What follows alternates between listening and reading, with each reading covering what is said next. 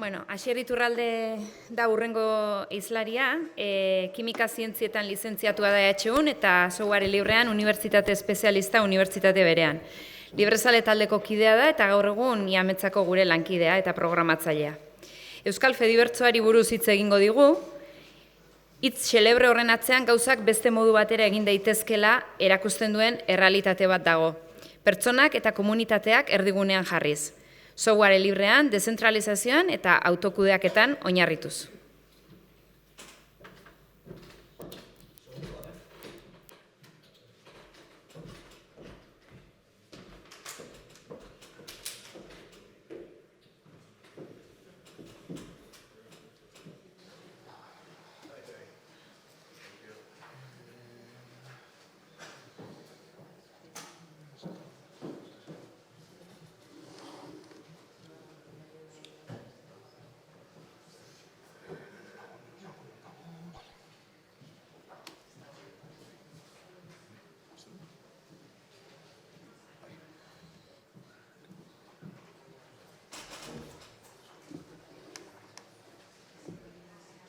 Bai, kaixo, egunon. Ez dakit ondo entzute zaiten edo mikroa badabil? Zapaldu. Zapaldu. Bai, orain bai, ez? Orain entzute jazue. Zuzenekoaren gauzak. Bai, ni hitz egiten ator Fedibertsoari buruz. Da sare soziala dira, baina beste balio batzutatik eta beste modu batean edo antolatuta. Argiakoak, hemen lehen izan diren laguna beka, atzo edo eren egun aurkeztu zuten liburu bat, ez gara neutralak, eta hor esaten dena da, nik ulertu duenak ati bentzat, oraindik ez dut irakurri liburua, baina kazetaritza ez dela eta ezin duela neutrala izan. Ni esaten anator, software eta teknologia ere ez dirala neutralak. Askotan entzun izan dugu, software eta teknologia orokorrean neutrala direla, erabilera dela, ona edo txarra dena, baina nik neuk esaten nuen lehen, baina guen komentzitu naiz ez dela horrela, azkenean software bat edo zein gauza sortzerakoan hartze dituzun erabakiak diseinuan eta funtzionalidadean eta mugatzen dute eman diezaiokezun erabilera edo eragin zuzena daukate eman diezaiozuken erabileran. Azkenean, adibide tipiko esaten da bai, labana bat berez ez da txarra, ona edo txarra da, zuk emate jozun erabilera. Erabilezakezu fruta zuritzeko edo norbait erasotzeko. Azkenean, labana guztiak ere ez dira berdin jaioak, nolabait esateko. Daude laban kamutxa baino kamutxagoak, eta beste batzu gerrarako labanak, hasiera-hasieratik pentsatuta daudenak erasotzeko norbait. Eta orduan, laban kamutx batekin erasotu ezakezu norbait, baino nabaria da ez dagoela hortarako eginda. Orduan, teknologiarekin hori gertatzen den bezala, softwarea eta softwarea ere helburu jakin batzuekin sortzen da. Sortzen dutenean garatzaileek edo atzean daudon jendeak helburu batzuekin dauzka buruan. Kasu batzutan izan daiteke erabiltzaileari zerbaiterako aukera ematea edo alduntzea, edo izan daiteke erabiltzaileen ordez erabiliak izatea. Edo pertsonak edo erabiliak, gero zuzenduko erabiltzailean zer hori. Orduan, erabiltzailea erdigunean jarri daiteke eta bere askatasuna errespetatu edo irabazia lehenetsi eta hortako erabiltzailea zukutu edo aldain leku guztiatik edo datu aldetik edo iragarkiak sartu alde guztietatik edo gauzak egiteko moduak eta modua daudela. Orduan, Fedibertsoa deitzen dugun hau da sare sozialen beste eredu bat. Orduan, Fedibertsoa hitza dator federazioa gehi unibertsoa. Azkenean dira, sare sozial desberdinak, baina elkarren artean federatuta daudenak, edo elkarren artean interaktuatu dezaketenak. Eta dira, milaka komunitatez osatuta daude. Hau ulertzeko adibidez, Facebook bat dago, edo Twitter bat dago, baina Mastodon milaka daude. Ez dago autoritate zentral bat edo zerbitzari zentral bat. Komunitate bakoitzak bere zerbitzari dauka, baina ez da zerbait itxia, beste komunitatekin lotuta dago eta komunikatu zaitezke. Eta software librea denez, horrek norbere komunitatea sortzeko aukera ematen du. Sare sozial komertzialak versus Fedibertsoa edo. Sare sozial komertzialak, esan bezala, erabat zentralizatuta daude, Eta Fedibertsoa berriz, elkarren artean konektatutako komunitatea daude. Sare sozial komertzialetan jabea du kontrol osoa, ze autoritate zentral badago. Fedibertsoan berriz, komunitate bakoitza buru jabea da, eta berak erabaki dezake moderazio arauak, edo bere balioen arabera lan egin dezake. Bera da, komunitate bakoitza buru jabea da. Zentralizatu esateak zentsurarako aukera ematen du. Adibidez, Twitterren duela gutxi, Kuba eta Venezuelatako agintari eta politikari kazetari batzuk kontua itxi zieten. Eta azkenean, Twitter bakarra dagoen, Twitterrek erabakitzea du zaituela hor nahi, ez zaude hor, eta ez dago besterik. Fedibertsoan berriz, beste milaka komunitate dauden, zu momentuan zauden komunitateak arazo baldin bakazu horiekin ere, beste komunitate batera joan zaitezke, eta ez duzu galtzen konexiori besteekin. Denak daude maila berean, ez dago autoritate zentral bat erabakitzen duena zein egon daiteken da zein ez. Bestea publizitatea da, sare sozial komertzialetan publizitatea saltzea edo da helburu nagusietakoa, Fedibertsoan orokorrean behintzat ez dago ez publizitaterik eta ez irabazi asmorik. Sare sozial komertzialetan helburua da erabilia da edo merkantzia bihurtzen da. Eta Fedibertsoan berriz beste ikuspuntu humanoa dago, ez da erabiltzailea, ez da produktua da pertsona bezala edo gehiago tratatzen da. Sareen arkitektura dagokienez, oen hitz egin detena zentralizatua, federatua eta bar, aspalditik datorren kontua da, 74an ja, Paul Baran honek, ikerlari honek, aztertu zituen sareen arkitekturak, eta 3 eredu edo berezi zituen. Zentralizatua, da lor ezkerrean dagona, dena daude konektatuta erdigune batera.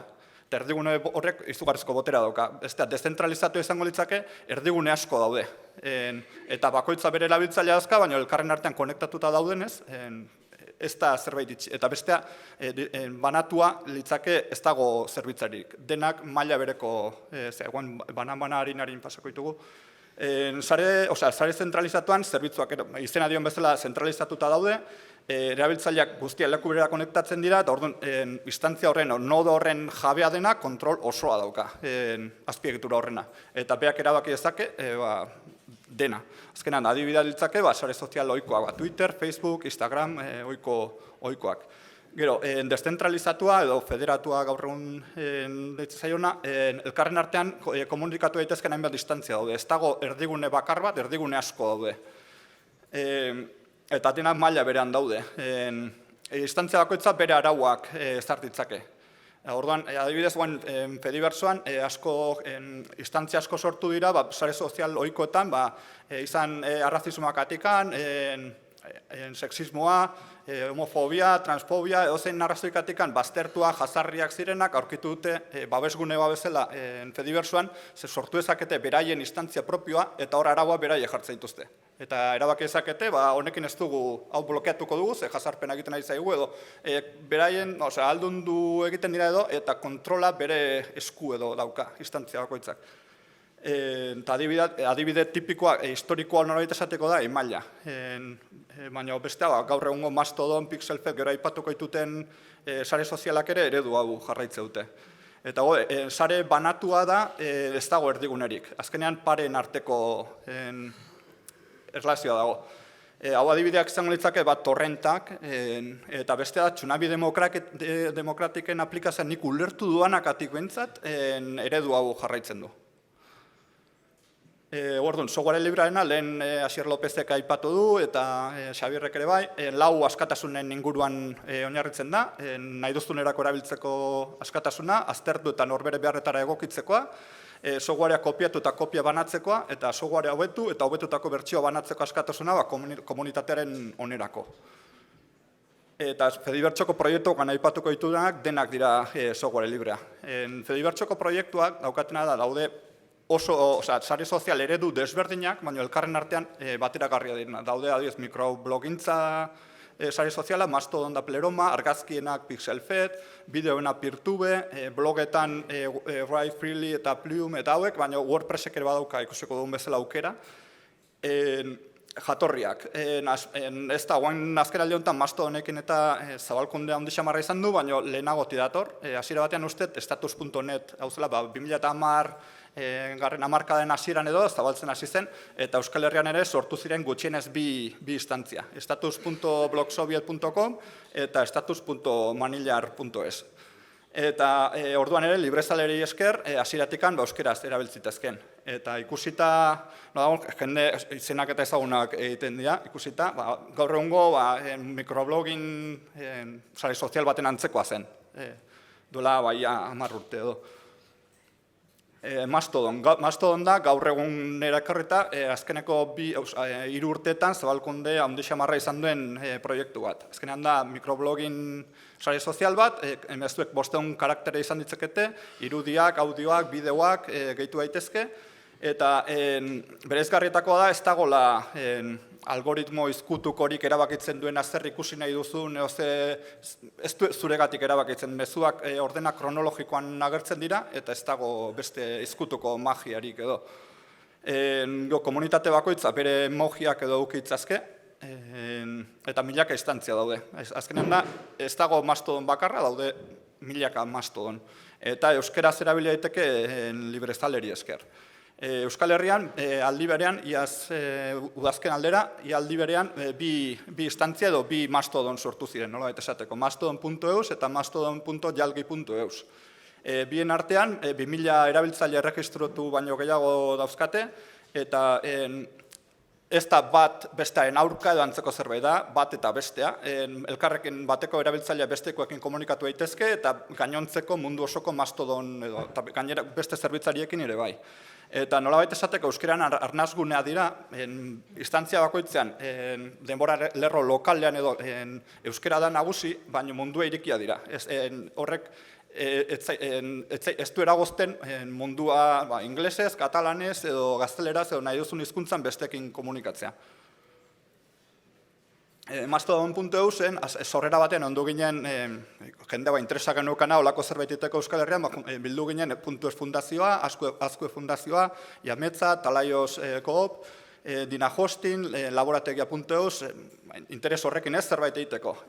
Baina gaur egon ja, sorrerako hortaz gain, badago dauneko komunidade bat.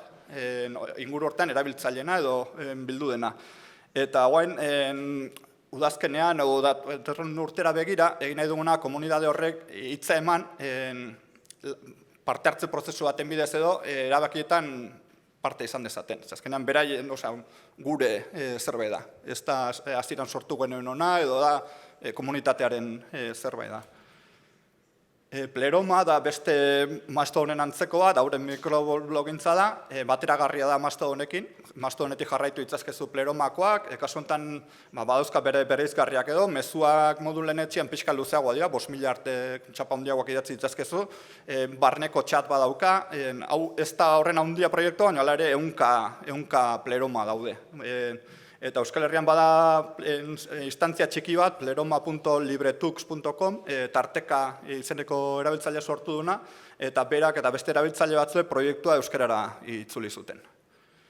Pixelfed, hau da argazkien sare sozial bat, argazkigintza sare sozial bat edo.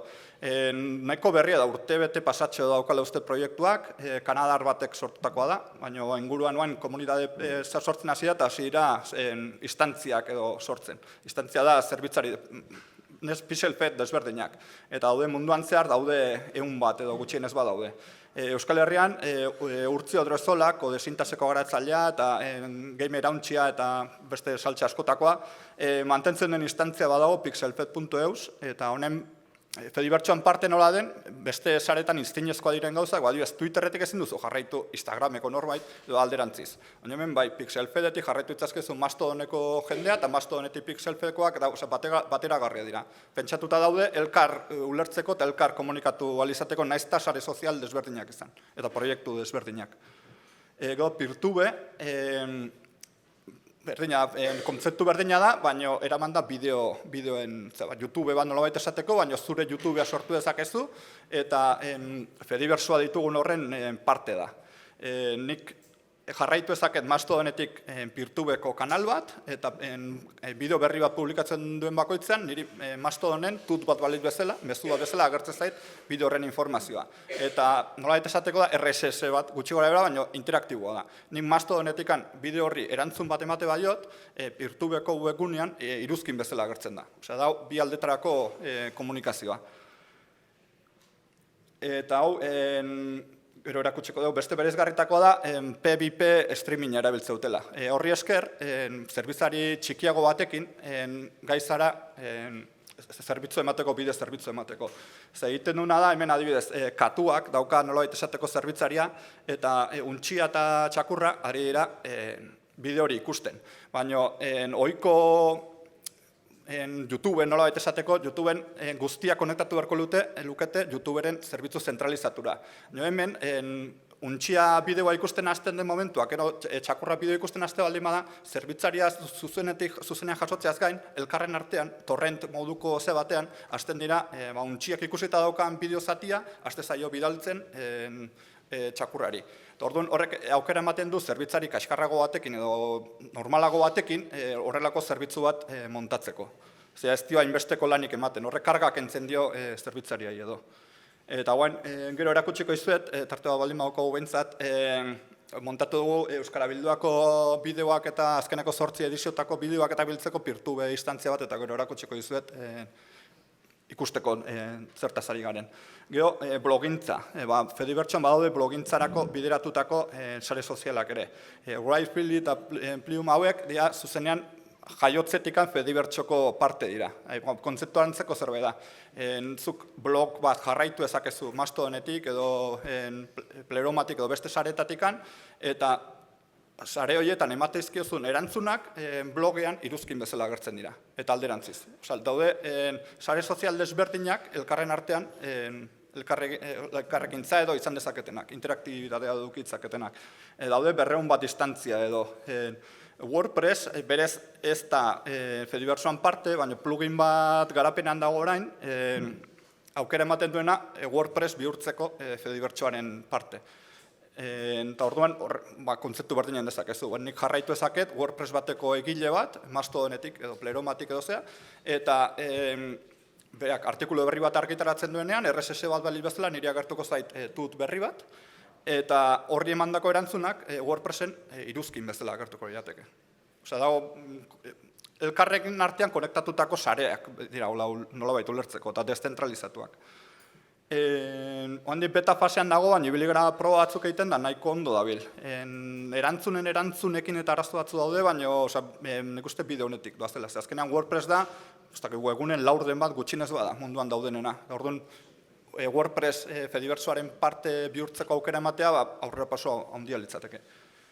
Izan azkar batean guztia. Oani nahi nuke proba bat, minutu bat baldin daukago, erakutsi nahi zuet, zer den benetako Peertube bat, instantzia bat zer den.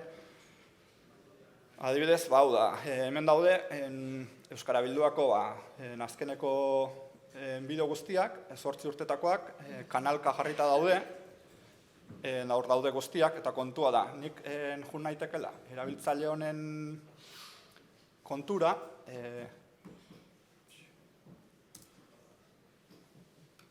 kopiatu URL-a, etorri Mastodonera, bilatzailean sartu, eta aurkitu dit, Mastodoneko erabiltzailea baliz, baina hau da Peertubeko kontua, Euskara Bildua, abildua, Peertube, euskaraldia.eus. Osea da, jarraitu ezaket, jarraitzen ari naiz, Peertubeko kanal bat Mastodonetik. Izango litzake Twitterretikan jarraitzea YouTubeko kanal bat. Ezinezkoa dena ara bat, nik ez dut uste gertatuko banik, ez duten nahi dutena da, zu beraien nitxoan edo beraien siloan edo sartuta gelditzea, eta hortik ez irteta. Eta hau berriz dago hasieratik pentsatuta, elkarren artean interakzioak izateko. Eta orduan, erabiltzaile honetan, agertzea ezkit argitaratu ditugun bideo guztiak tut bezala. Eta nik hauetako bat erantzute badiot, adibidez honi, bestea. Odeia ez da existitzen.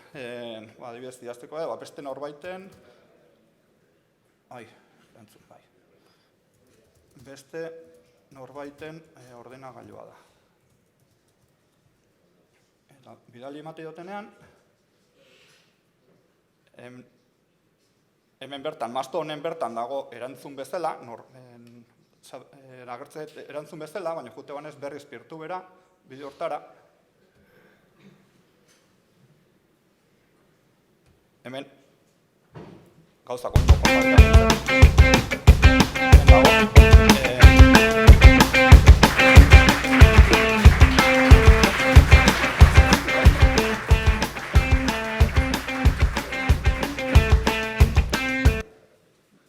Eskerrik asko, Asier. Oso instruktibo ez. bai.